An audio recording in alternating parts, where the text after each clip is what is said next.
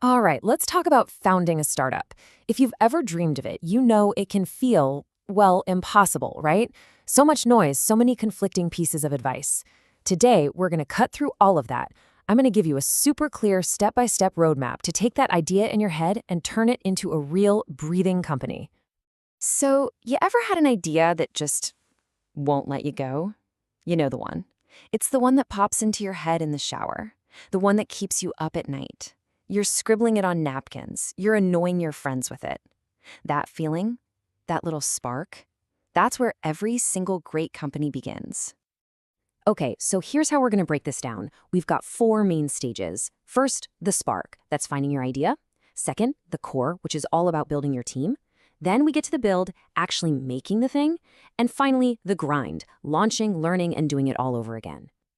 All right, let's dive right in. Stage 1, the spark. This is all about finding your big idea. And here's the first, maybe the most important secret you need to know. A great startup doesn't begin with a brilliant solution. No, it begins with a problem, a real problem that's worth solving. And this right here, this gets to the absolute heart of it. So many startups get this backwards. They have what I call a technology in search of a problem. You know, some cool new gadget or a slick piece of code, and they're running around trying to find a use for it. That's a bad start. A great start flips that script entirely. You find a painful, nagging problem that people are already desperate to solve, and then you go build the solution. Look, it is so easy to fall in love with your own brilliant idea. We've all done it. But listen to this. The most common mistake is to solve a problem that no one has. You have to make sure your idea is something people actually want. The real key isn't to be obsessed with your amazing solution, it's to become completely obsessed with your user's problem. Even better if it's a problem you've had yourself.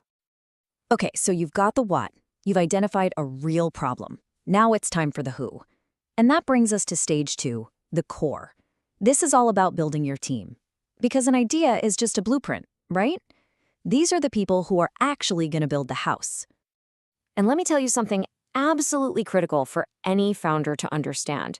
Early investors, they don't bet on ideas. They bet on people. A great idea with a B team is literally worthless. It's going nowhere.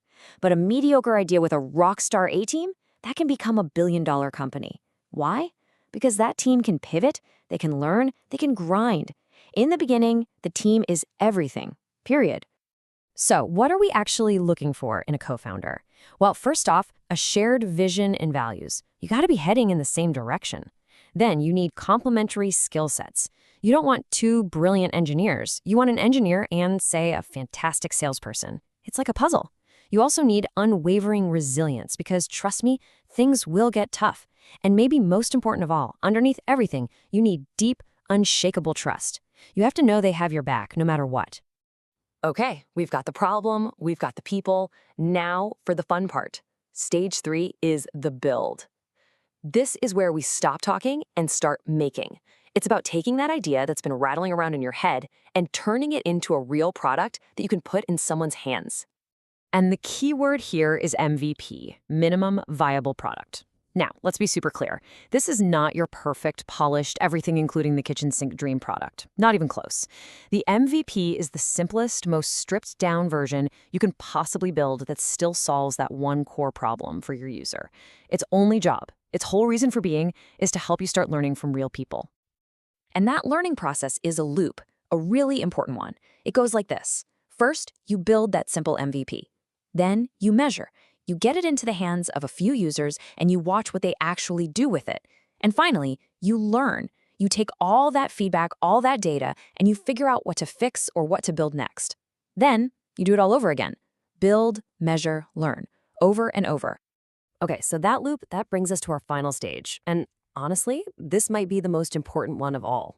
Stage 4, the grind. You know, so many founders think that launch day is the finish line. Champagne pops, celebration.